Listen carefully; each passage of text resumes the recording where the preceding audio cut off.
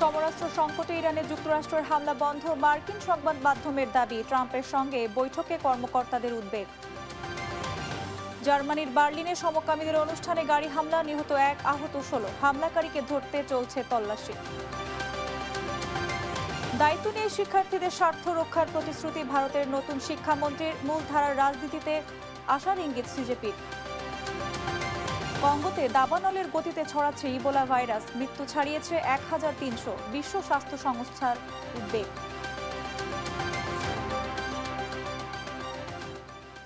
আমন্ত্রণ আন্তর্জাতিক সংবাদে, সঙ্গে আছি আমি সঞ্জিদা হক। এবারে বিস্তারিত। ইন্টারসেপ্টর ক্ষেপণাস্ত্রের মজুত কমে যেতে পারে এমন আশঙ্কা থেকেই ইরানে হামলা স্থগিত রেখেছে ট্রাম্প প্রশাসন। এমনটাই দাবি করছে মার্কিন সংবাদ মাধ্যম দ্য নিউ ইয়র্ক টাইমসের এক প্রতিবেদন। এতে বলা হয়, শুক্রবার প্রেসিডেন্ট ডোনাল্ড ট্রাম্প এবং তার শীর্ষ সামরিক উপদেষ্টাদের মধ্যে মিসাইল ইন্টারসেপ্টরের মজুত দ্রুত কমে যাওয়া নিয়ে আলোচনা হয়। এরপরই সপ্তাহের শেষ দিকে নির্ধারিত বড় ধরনের বিমান হামলার পরিকল্পনা থেকে পিছিয়ে আসে ওয়াশিংটন। টানা 2 সপ্তাহের হামলা পাল্টা হামলায় মধ্যপ্রাচ্যের উত্তেজনা যখন চরমে, সেই মুহূর্তে হামলা বন্ধে আবারও তোড়জোড় যুক্তরাষ্ট্রের। হোয়াইট হাউসে শুক্রবারের বৈঠকে প্রেসিডেন্ট ডোনাল্ড ট্রাম্পের সঙ্গে আলোচনায় জয়েন্ট চিফ অফ স্টাফের চেয়ারম্যান জেনারেল ড্যান কেইন এবং ভাইস প্রেসিডেন্ট জেডি ভ্যান্স যুদ্ধের মেয়াদ বাড়ানোর বিষয়ে গভীর উদ্বেগ প্রকাশ করেন। জেনারেল কেইন বিশেষভাবে মার্কিন অস্ত্রের মজুত নিয়ে সতর্ক করেন। আক্রমণ অব্যাহত থাকলে মধ্যপ্রাচ্যে ঘাঁটি ও সেনা সুরক্ষায় ব্যবহার করা ইন্টারসেপ্টর মিসাইলের মজুত ফুরিয়ে যেতে পারে বলেও আশঙ্কা প্রকাশ করেন। পাশাপাশি পেন্টাগন ও ট্রাম্পের ঘনিষ্ঠ মহলের অনেকেই এ হামলার ফলাফল নিয়ে উদ্বেগ প্রকাশ করেন, কারণ লাগাতার হামলায় ইরানিদের মধ্যে জাতীয়তাবাদী ঐক্য জোরদার হয়েছে। আক্রমণের মাধ্যমে ইরানকে আলোচনার টেবিলে বাধ্য করা যাবে কিনা তা নিয়ে হোয়াইট হাউসের ভেতর তৈরি হয়েছে অনিশ্চয়তা। হোয়াইট হাউস ও পেন্টাগন কূটনৈতিক সমাধানের পাশাপাশি সামরিক সক্ষমতা ও বিকল্প পথ খোলা রেখেছে। তবে অস্ত্রের মজুত ফুরিয়ে যাওয়ার ভয় এবং কৌশলগত সংশয়ের কারণে যুক্তরাষ্ট্র সাময়িকভাবে এই হামলা স্থগিত রেখেছে। Lamia হিমি, news desk, Desh TV. ইরানের বিরুদ্ধে নৌ অবরোধ জোরদার করেছে যুক্তরাষ্ট্র। আরব সাগরে বাণিজ্যিক জাহাজে তল্লাশি চালিয়েছে মার্কিন সেনারা। একই সময়ে সৌদি আরবের তেল স্থাপনায় ক্ষেপণাস্ত্র ড্রোন হামলার দাবি করেছে ইয়েমেনের হুতিরা। হরমুজ প্রণালীতে জাহাজ চলাচল নিয়ে ওমানের সঙ্গে আলোচনা করেছে ইরান। এরই মধ্যে ইউক্রেনের বিরুদ্ধে কাস্পিয়ান সাগরে ইরানি বাণিজ্যিক জাহাজে হামলার অভিযোগ তুলেছে তেহরান। ইরানের বন্দরগুলো ঘিরে নৌ অবরোধ আরও কঠোর করেছে যুক্তরাষ্ট্র। মার্কিন সেন্ট্রাল কমান্ড সেন্টকম জানিয়েছে, আরব সাগরে একটি বাণিজ্যিক তেলবাহী জাহাজে তল্লাশি চালিয়ে সেটিকে গন্তব্যে যেতে দেওয়া হয়েছে। এর আগে ওমান উপসাগরে অবরোধ অমান্য করায় একটি ট্যাঙ্কার অচল করে দেয় মার্কিন বাহিনী। যুক্তরাষ্ট্রের দাবি, চলতি মাসে নৌ অবরোধ কার্যকর হওয়ার পর 12টি জাহাজের গতিপথ পরিবর্তন করা হয়েছে এবং 2টি জাহাজ অচল করা হয়েছে। হরমুজ প্রণালীতে জাহাজ চলাচল স্বাভাবিক রাখতে ওমানের একটি কূটনৈতিক প্রতিনিধি দল তেহরান সফর করেছে। ইরানের রাষ্ট্রীয় সংবাদ মাধ্যম জানিয়েছে, নিরাপদ নৌ চলাচলের ব্যবস্থা নিয়েই দুপক্ষের আলোচনা হয়েছে। এদিকে ইয়েমেনের হুতি বিদ্রোহীরা সৌদি আরবের জিজান ও ইয়ানবুর আরামকো তেল স্থাপনায় নতুন করে ক্ষেপণাস্ত্র ও ড্রোন হামলার দাবি করেছে। ইয়েমেনে সৌদি হামলার জবাব হিসেবে এ অভিযান চালানো হয়েছে বলে জানিয়েছে তারা। যুক্তরাষ্ট্রের সঙ্গে সম্ভাব্য আলোচনায় অগ্রগতির বিষয়ে প্রেসিডেন্ট ডোনাল্ড ট্রাম্পের মন্তব্য প্রত্যাখ্যান করেছে তেহরান। ইরান বলছে, চাপের মুখে নতি স্বীকার করবে না তারা। এরই মধ্যে নতুন অভিযোগ তুলেছে ইরান। তেহরানের দাবি, কাস্পিয়ান সাগরে একটি ইরানি বাণিজ্যিক জাহাজে হামলা চালিয়েছে ইউক্রেন। এতে একজন নাবিক নিহত এবং আরেকজন আহত হয়েছেন। এ ঘটনায় ইউক্রেনের কূটনৈতিক প্রতিনিধিকে তলব করেছে ইরানের পররাষ্ট্র মন্ত্রণালয়। এদিকে কাতার জানিয়েছে, রোববার থেকে দেশটির সামুদ্রিক পথে সব ধরনের জাহাজ চলাচল স্বাভাবিকভাবে পুনরায় শুরু হবে। নিরাপত্তা নির্দেশনা মেনে চলার জন্য জাহাজগুলোকে আহ্বান জানিয়েছে দেশটির পরিবহন মন্ত্রণালয়। মাহমুদা মুক্তি, নিউজ ডেস্ক, দেশ টিভি। মার্কিন প্রেসিডেন্ট ডোনাল্ড ট্রাম্পকে হত্যার ছক কষেছিল ইরান সমর্থিত গোষ্ঠীগুলো। তুরস্কে ন্যাটো শীর্ষ সম্মেলন থেকে ফেরার পথে তাই তড়িঘড়ি উড়োজাহাজ পরিবর্তন করেন ট্রাম্প। এমনই চাঞ্চল্যকর তথ্য প্রকাশ করেছে মার্কিন সংবাদ মাধ্যম নিউ ইয়র্ক টাইমস। কাতারের দেয়া এয়ারফোর্স ওয়ানে নিরাপত্তার অভাব থাকায় তা পরিবর্তনে বাধ্য হন ট্রাম্প। মার্কিন প্রেসিডেন্ট ডোনাল্ড ট্রাম্পকে হত্যার চেষ্টা হয়েছে একাধিকবার, কখনো নির্বাচনী প্রচারণায়, কখনো হোয়াইট হাউস ডিনারে। তবে এসব হামলা বারবারই নস্যাৎ করে দিয়েছে প্রেসিডেন্টের নিরাপত্তা বাহিনীর সিক্রেট সার্ভিস। এবার ডোনাল্ড ট্রাম্পকে হত্যার ছক কষেছিল ইরান সমর্থিত গোষ্ঠীগুলো। বিষয়টি সম্পর্কে অবগত একাধিক মার্কিন কর্মকর্তার বরাতে এমনই চাঞ্চল্যকর তথ্য সামনে এনেছে মার্কিন সংবাদ মাধ্যম নিউ ইয়র্ক টাইমস। জুলাইয়ের প্রথম সপ্তাহে ডোনাল্ড ট্রাম্প আঙ্কারায় গিয়েছিলেন কাতার থেকে উপহার পাওয়া নতুন বোয়িং 7478 উড়োজাহাজে। তবে নিজ দেশে ফেরার সময় মার্কিন প্রেসিডেন্ট হঠাৎ উড়োজাহাজ পরিবর্তন করেন। এয়ারফোর্স ওয়ান লক্ষ্য করে হামলার হুমকির বিষয়ে নির্ভরযোগ্য গোয়েন্দা তথ্যের ভিত্তিতেই তড়িঘড়ি এ সিদ্ধান্ত নেওয়া হয়। এর আগে নিউ ইয়র্ক টাইমসের এক প্রতিবেদনে এসেছিল, নতুন উড়োজাহাজটিতে পুরনো এয়ারফোর্স ওয়ানের মতো উন্নত ও অত্যাধুনিক প্রতিরক্ষামূলক ব্যবস্থা নেই। এ বিষয়ে আনুষ্ঠানিকভাবে কোনো মন্তব্য করেনি হোয়াইট হাউস। তবে নিউ ইয়র্ক টাইমসের প্রশ্নের জবাবে মার্কিন প্রশাসনের এক ঊর্ধ্বতন কর্মকর্তা ট্রাম্পকে হত্যায় ইরানের ধারাবাহিক চেষ্টার বিষয়ে মার্কিন প্রেসিডেন্টের কিছু বক্তব্য তুলে ধরেন। হামলার হুমকির তথ্যটি মার্কিন প্রশাসনের ভেতরেও খুব বেশি প্রকাশ করা হয়নি। যদিও উড়োজাহাজ পরিবর্তনের সময় যুক্তরাষ্ট্রের কিছু সূক্ষ্ম গোয়েন্দা তথ্য সামনে এনেছিল ইসরায়েল, তবে বেশিরভাগ মার্কিন কর্মকর্তাই বিষয়টিকে ইরানে পুনরায় হামলা শুরু করাতে উস্কানি হিসেবে দেখেছিল। যদিও ইসরায়েলি তথ্যের দেয়া গোয়েন্দা তথ্যের চেয়ে সম্পূর্ণ আলাদা কারণ দেখিয়ে উড়োজাহাজ পরিবর্তন করা হয়। তবে ট্রাম্প তুরস্কে অবস্থানকালেই ইরানে পুনরায় হামলা শুরু হয়। ট্রাম্পকে হত্যা চেষ্টার ধারাবাহিকতার শুরু তার প্রথম মেয়াদে ক্ষমতা গ্রহণের পর থেকেই। ওই সময়ে ট্রাম্পের নির্দেশে মার্কিন বাহিনী ইরানের শীর্ষ জেনারেল কাসেম সোলাইমানিকে ড্রোন হামলায় হত্যা করেছিল। কাতার থেকে পাওয়া এয়ারফোর্স ওয়ান পাওয়ার পর তা ব্যবহারে তাগাদা দিয়েছিলেন ট্রাম্প নিজেই। তবে হোয়াইট হাউস জানিয়েছে, অতিরিক্ত সুরক্ষা ব্যবস্থা সংযোজনে প্রায় 1 মাসের জন্য সাময়িকভাবে ব্যবহার করা হবে না air force one. Fatema Tasnim, news desk, Desh TV. জার্মানির বার্লিনে গাড়ি হামলায় নিহত হয়েছে অন্তত একজন, আহত হয়েছে 16 জন।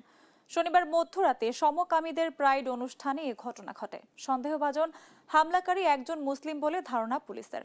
তাকে গ্রেফতারে চলছে তল্লাশি। জার্মানির বার্লিনে ঐতিহাসিক ব্র্যান্ডেনবার্গ গেটের সামনে সমকামীদের প্রাইড অনুষ্ঠানে হঠাৎ করেই ভিড়ের মধ্যে গাড়ি উঠিয়ে দেয় এক দুর্বৃত্ত। স্থানীয় সময় মধ্যরাতে এই ঘটনা ঘটে। এতে বেশ কয়েকজন হতাহত হন। আতঙ্ক ছড়িয়ে পড়ে এলজিবিটিকিউ কমিউনিটির মধ্যে। এই ঘটনার সঙ্গে কারা জড়িত সে বিষয়ে নিশ্চিত নয় পুলিশ, তবে সন্দেহভাজন একজনের নাম প্রকাশ করেছে তারা। এই ঘটনার মূল হোতা 21 বছর বয়সী একজন মুসলিম, যার নাম আব্দুল্লাহ। পুলিশের ধারণা, ধর্মীয় বিদ্বেষ থেকে গাড়ি হামলা করেছে সন্দেহভাজন হামলাকারী। হামলার সঙ্গে জড়িত কাউকে এখনো আটক করতে পারেনি পুলিশ, তবে সাদা রঙের যে গাড়িটি দিয়ে হামলা করা হয়েছে তা উদ্ধার হয়েছে। পালানোর সময় গাড়িটি একটি গাছের সঙ্গে ধাক্কা খেলে তা রেখে চলে যায় অভিযুক্তরা। জড়িতদের ধরতে সর্বাত্মক চেষ্টা চালাচ্ছে জার্মান পুলিশ। আলামত সংগ্রহে বার্লিনের পার্কে তল্লাশি চালাচ্ছেন তারা। তবে ঘটনার 12 ঘন্টা পেরিয়ে গেলেও এখনো কাউকে আটক করতে পারেনি পুলিশ। Jahanara Bhuiya, news desk, Desh TV. আন্দোলনের জেরে ধর্মেন্দ্র প্রধানের পদত্যাগের পর ভারতের নতুন শিক্ষামন্ত্রীর দায়িত্ব পেয়েছেন বর্তমান খাদ্য ও ভোক্তা অধিকার বিষয়ক মন্ত্রী প্রহ্লাদ যোশী। দায়িত্ব নিয়ে শিক্ষার্থীদের স্বার্থ রক্ষা ও শিক্ষা ব্যবস্থায় সংস্কারের প্রতিশ্রুতি দিয়েছেন যোশী। এদিকে এই আন্দোলনের সফলতা থেকে নতুন শুরুর বার্তা দিয়েছেন আন্দোলনের নেতৃত্ব দেয়া সিজেপি প্রধান অভিজিৎ দীপকে। অন্যদিকে শিক্ষার্থীদের ওপর হামলার জন্য সরকারের জবাবদিহি নিশ্চিত করার আহ্বান জানিয়েছেন বিরোধী দলীয় নেতা রাহুল গান্ধী। প্রশ্নপত্র ফাঁসকে কেন্দ্র করে দিল্লির যন্তর মন্তরে টানা ৩৭ দিনের ছাত্র আন্দোলন ও ক্ষোভের মুখে শনিবার পদত্যাগ করেন ভারতের শিক্ষামন্ত্রী। এর পরপরই ভারতের রাষ্ট্রপতি ভবন থেকে জারি করা এক বিজ্ঞপ্তিতে জানানো হয়, খাদ্য ও ভোক্তা অধিকার মন্ত্রী প্রহ্লাদ যোশীকে দেয়া হয়েছে শিক্ষা মন্ত্রণালয়ের অতিরিক্ত দায়িত্ব। নতুন দায়িত্ব পেয়ে প্রধানমন্ত্রী নরেন্দ্র মোদীর প্রতি কৃতজ্ঞতা জানান তিনি। আমি এই দায়িত্বকে কর্তব্য ও বিনয়ের সঙ্গে গ্রহণ করছি। গেল কয়েক বছরে শিক্ষাক্ষেত্রে গুরুত্বপূর্ণ অনেক উদ্যোগ নেওয়া হয়েছে। প্রধানমন্ত্রীর নির্দেশনায় আমি সর্বোচ্চ চেষ্টা করব এবং দায়িত্ব নিষ্ঠার সঙ্গে পালন করব। এনডিটিভিকে দেয়া এক সাক্ষাৎকারে প্রহ্লাদ যোশী বলেন, প্রশ্নপত্র ফাঁসের ঘটনায় সরকার শিক্ষার্থীদের ভবিষ্যৎ নিয়ে উদ্বিগ্ন। তিনি জানান, অনিয়মের সঙ্গে জড়িতদের বিরুদ্ধে ব্যবস্থা নেওয়া হয়েছে এবং নতুন আইনে প্রশ্নপত্র ফাঁসের ঘটনায় কঠোর শাস্তির বিধান রাখা হয়েছে। এদিকে আন্দোলনের অন্যতম মুখ ও সিজেপি নেতা অভিজিৎ দীপকে নতুন ভিডিও বার্তায় বলেন, ধর্মেন্দ্র প্রধানের পদত্যাগ আন্দোলনের শেষ নয়, বরং এটি শুরু মাত্র। তিনি আন্দোলনে অংশ নেয়া শিক্ষার্থী ও সমর্থকদের ধন্যবাদ জানিয়ে বলেন, দীর্ঘ ৩৭ দিনের লড়াই সহজ ছিল না। অন্যদিকে শিক্ষামন্ত্রীর পদত্যাগকে শিক্ষার্থীদের বড় জয় হিসেবে আখ্যা দিয়েছেন লোকসভার বিরোধী দলীয় নেতা রাহুল গান্ধী। শিক্ষার্থীদের অভিনন্দন জানানোর পাশাপাশি আন্দোলনে শিক্ষার্থীদের ওপর পুলিশি হামলার জন্য সরকারের জবাবদিহিতা ও প্রধানমন্ত্রীর ক্ষমার দাবি জানান তিনি। প্রশ্নপত্র ফাঁস ঠেকাতে এরই মধ্যে দ্রুত বিচার আদালত গঠন, আইন কঠোর করা এবং পরীক্ষা ব্যবস্থায় সংস্কারের ঘোষণা দিয়েছে ভারতের কেন্দ্রীয় সরকার। শিক্ষার্থীদের আস্থা ফিরিয়ে এনে ভারতের পরীক্ষা ব্যবস্থাকে আরও স্বচ্ছ করাই এখন নতুন শিক্ষামন্ত্রী প্রহ্লাদ যোশীর সবচেয়ে বড় চ্যালেঞ্জ। মাহমুদা মুক্তি, news desk, Desh TV. Cockroach জনতা পার্টির ৭২ ঘন্টার আলটিমেটামে পদত্যাগে বাধ্য হয়েছেন ভারতের শিক্ষামন্ত্রী ধর্মেন্দ্র প্রধান। এনডিটিভির অনুসন্ধানমূলক প্রতিবেদনে উঠে আসে এ তথ্য। তবে জনগণের আকাঙ্ক্ষা পূরণে মূলধারার রাজনীতি শুরু করতে পারে সিজেপি। সংবাদ মাধ্যমকে এমন আভাস দিলেন দলটির নেতারা। শুরুতে অনড় থাকলেও ছাত্র আন্দোলনের তোপের মুখে সিদ্ধান্ত থেকে সরে আসতে বাধ্য হয়েছে ভারতের ক্ষমতাসীন বিজেপি সরকার। শিক্ষার্থীদের দাবি মেনে বরখাস্ত করতে হয়েছে শিক্ষামন্ত্রী ধর্মেন্দ্র প্রধানকে। তবে প্রধানমন্ত্রী নরেন্দ্র মোদী এত সহজে শিক্ষামন্ত্রীকে সরিয়ে দেয়নি। এর পেছনে ছিল নানা কারণ। এ নিয়ে অনুসন্ধানমূলক প্রতিবেদন প্রকাশ করেছে ভারতীয় সংবাদ মাধ্যম এনডিটিভি। সেখানে বলা হয়েছে, ২০ জুলাইয়ের পর শিক্ষার্থীদের সঙ্গে একাধিকবার আপোষের চেষ্টা করে বিজেপির কেন্দ্রীয় মন্ত্রীরা। তবে কোনোভাবেই ছাত্রছাত্রীদের রাজি করাতে পারেনি তারা। এক পর্যায়ে যখন ভারত জুড়ে আন্দোলনের ডাক দেয় শিক্ষার্থীরা, তখনও টনক নড়ে নরেন্দ্র মোদীর। বৃহস্পতিবার রাতেই ভিডিও বার্তায় দ্রুত প্রশ্ন ফাঁসের সঙ্গে জড়িতদের বিচারের প্রতিশ্রুতি দেন। তবে এতেও কোনো কাজ হয়নি। এক দাবিতে রাজপথে ঠায় দাঁড়িয়ে শিক্ষার্থীরা। শুক্রবার স্বাস্থ্যমন্ত্রী জেপি নাড্ডা সহ আরো কয়েকজন মন্ত্রী সিজেপি নেতাদের সঙ্গে আলোচনায় বসেন। সে সময় ছাত্রছাত্রীরা মন্ত্রী পদত্যাগের জন্য সরকারকে ৭২ ঘন্টার আলটিমেটাম দেন। নির্ধারিত সময়ে দাবি না মানলে আবারও পার্লামেন্টে অভিমুখে যাত্রা শুরু করবে শিক্ষার্থীরা। সেই সঙ্গে জনসম্মুখে তাদের আলটিমেটামের কথা ঘোষণা দেওয়ার হুঁশিয়ারি দেয় তারা। সিজেপি নেতাদের এসব কথা জানানো হয় স্বরাষ্ট্রমন্ত্রী অমিত শাহকে। পরিস্থিতি বেগতিক দেখে শিক্ষার্থীদের আন্দোলন মেনে নিতে বাধ্য হয় মোদী প্রশাসন। অবশ্য শিক্ষামন্ত্রী পদত্যাগের পর আন্দোলন প্রত্যাহারের ঘোষণা দেয় সিজেপি। এদিকে পরিস্থিতি শান্ত হওয়ার পরপরই সিজেপির তরুণ এই নেতারা মূলধারার রাজনীতি শুরু করতে পারে বলে আভাস দেন। এনডিটিভির এক প্রশ্নের জবাবে তারা বলেন, ভারতের শেষ বলে কিছু নেই। তৃণমূল পর্যায়ে সমস্যা সমাধানে তরুণদের নিয়ে সবসময় কাজ চালিয়ে যাবে তারা। যদিও সিজেপি নেতাদের দাবি, ভারতে ৭৫০ থেকে ৮০০-র মতো রাজনৈতিক দল রয়েছে। এরা জনগণের আকাঙ্ক্ষা পূরণে ব্যর্থ। নতুন এজেন্ডা নিয়ে জনগণের জন্য কাজ করার প্রত্যাশা জানিয়েছে CJP. Jahanara Bhuiya, news desk, Desh TV. দেখছেন আন্তর্জাতিক সংবাদ। ডিআর কঙ্গোতে আশঙ্কাজনক হারে ছড়িয়ে পড়ছে ইবোলা ভাইরাসের সংক্রমণ। এই বিস্তারকে দাবানলের সঙ্গে তুলনা করেছে আফ্রিকার রোগ নিয়ন্ত্রণ ও প্রতিরোধ কেন্দ্র। সরকারি তথ্য অনুযায়ী সাম্প্রতিক প্রাদুর্ভাবে মৃত্যুর সংখ্যা ১৩০০ ছাড়িয়ে গেছে। মাত্র ৫ দিনে মৃত্যু বেড়েছে ৪০% বেশি। প্রকৃত আক্রান্তের সংখ্যা দ্বিগুণ হতে পারে বলে সতর্ক করেছে বিশ্ব স্বাস্থ্য সংস্থা।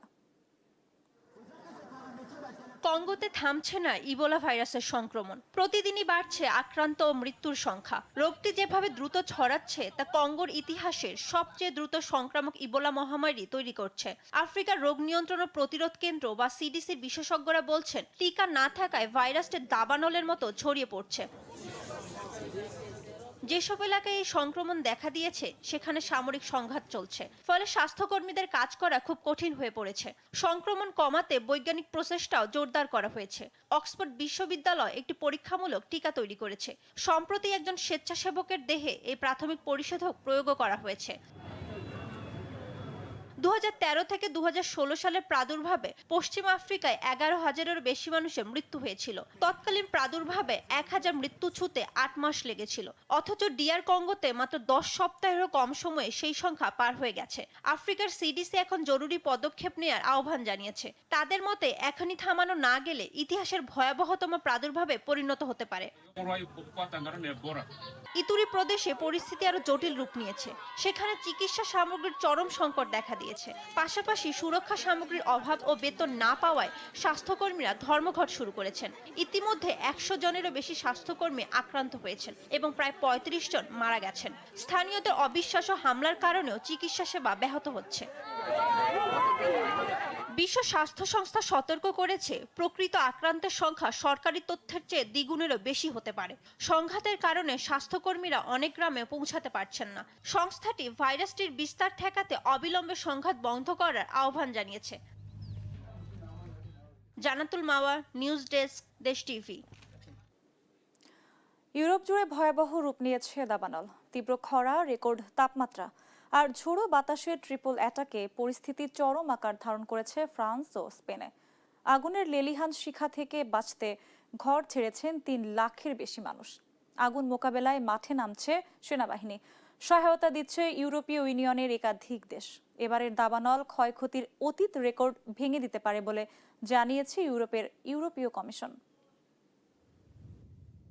বাতাসের তীব্র গতি আর প্রচণ্ড তাপদাহে কোনোভাবেই নিয়ন্ত্রণে আসছে না দক্ষিণ পশ্চিম ফ্রান্স ও স্পেনের দাবানল। সময়ের সঙ্গে সঙ্গে আগুন আরও বেশি অনিয়ন্ত্রিত ও বিপজ্জনক রূপ নিচ্ছে। পরিস্থিতি নিয়ন্ত্রণে হিমশিম খাচ্ছেন দমকল কর্মীরা। ফ্রান্সের গিরোন্দ ও লদ অঞ্চলে প্রায় 2.5 লাখ মানুষকে নিরাপদ স্থানে সরিয়ে নেওয়া হয়েছে। শনিবার নতুন করে 55,000 মানুষকে সরিয়ে নেওয়ার নির্দেশ দেয়া হয়। আগুন নিয়ন্ত্রণে সেনাবাহিনী মোতায়েন করেছে দেশটি। অতিরিক্ত সেনা সদস্যরা দমকল বাহিনীকে সহায়তা করছেন। আগুন ঠেকাতে তৈরি করা হচ্ছে ফায়ার ব্রেক এবং পরিষ্কার করা হচ্ছে ঝোপঝাড়। পরিস্থিতি মোকাবিলায় ইউরোপীয় ইউনিয়নের সহায়তাও চেয়েছে ফ্রান্স।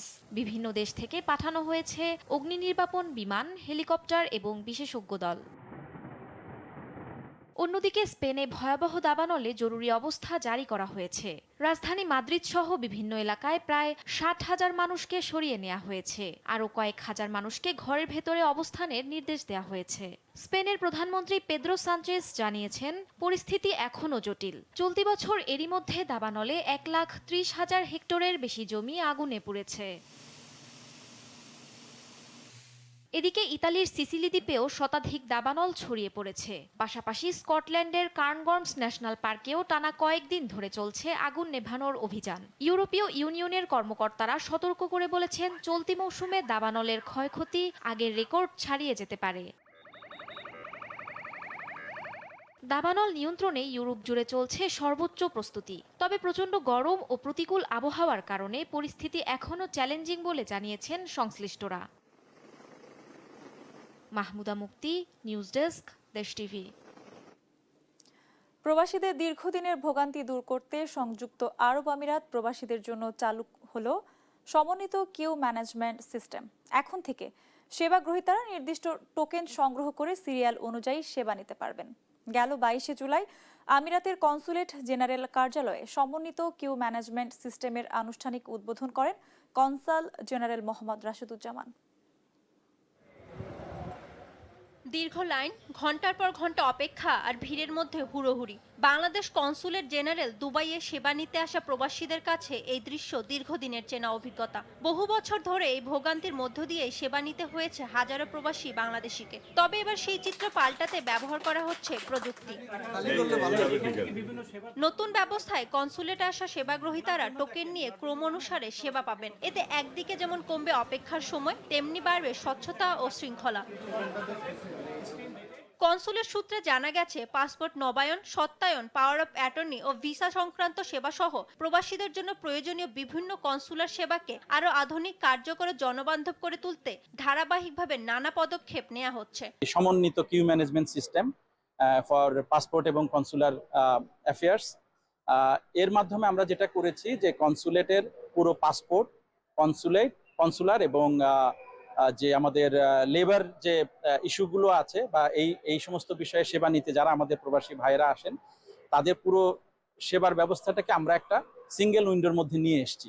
সরকার চাচ্ছে প্রবাসীদের কল্যাণে সরকার কাজ করার জন্য কোনো ব্যারিয়ার যাতে না হয়, সাধারণ মানুষ যাতে সেবা পায়, একটা জায়গায় একটা সিস্টেমের মধ্যে নিয়ে আসার জন্য যারা ভিতরে কাজ করতেছেন কনসুলেটের ভিতরে স্বচ্ছতা এবং জবাবদিহিতার জন্য এটাই আমি মনে করি একটা যথেষ্ট। প্রবাসী বাংলাদেশের এই উদ্যোগকে সময়োপযোগী ও প্রশংসনীয় বলে অভিহিত করেন। তাদের ভাষ্য, প্রযুক্তি নির্ভর এই সেবা ব্যবস্থা কেবল মূল্যবান সময় বাঁচাবে না, বরং কনসুলার সেবার মান আরো উন্নত করবে।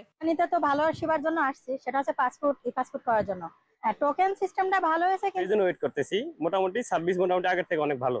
যে টোকেনটা দিছে তা তো সার্ভিসটা মোটামুটি অনেক ভালো আগের চাইতে, মানে আগে যেরকম ছিল তার সাথে অনেক ভালো। সুন্দর সুবিধা হয়েছে, টোকেন দেওয়াতে মানে সহজ হয়েছে আর কি। লাইন ধরা লাগতেছে না, মানে টোকেন বরাবর আসা যাওয়া করতে পারতেছি। এর আগে 2016 সালে প্রথমবারের মতো চালু হয়েছিল কিউ ম্যানেজমেন্ট সিস্টেম। তবে মাত্র 2 বছরের মাথায় নানা সীমাবদ্ধতা আর বাস্তবতার চাপে পদ্ধতিটি বন্ধ হয়ে যায়। নতুন এই উদ্যোগটি দীর্ঘস্থায়ী হবে বলে প্রত্যাশা প্রবাসীদের।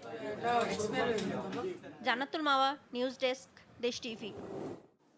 সিরিয়ায় দুটি বাসের মুখোমুখি সংঘর্ষে অন্তত 35 জন নিহত এবং 30 জন আহত হয়েছেন। নিহতদের মধ্যে নিরাপত্তা বাহিনীর সদস্য ও সাধারণ যাত্রী রয়েছেন। শনিবার দেই রাজ জোর দামেস্ক মহাসড়কের আল শুকনা এবং পালমিরার মাঝামাঝি এলাকায় এই দুর্ঘটনা ঘটে। একটি বাসে ইন্টারনাল সিকিউরিটি ফোর্সের সদস্যরা এবং অন্যটিতে সাধারণ যাত্রীরা ছিলেন। দুর্ঘটনার পরপরই ঘটনাস্থলে অ্যাম্বুলেন্স ও হেলিকপ্টার পাঠিয়ে আহতদের উদ্ধার করে হোমস সামরিক হাসপাতালে নেওয়া হয়। দীর্ঘ 14 বছরের গৃহযুদ্ধের কারণে ক্ষতিগ্রস্ত অবকাঠামো ও মহাসড়কের দুর্বল নিরাপত্তা ব্যবস্থাকেই এ ধরনের দুর্ঘটনার অন্যতম কারণ হিসেবে দেখা হচ্ছে। সিরিয়ায় সড়ক দুর্ঘটনা দেশটির মৃত্যুর প্রধান কারণগুলোর একটি বলে জানিয়েছে কর্তৃপক্ষ।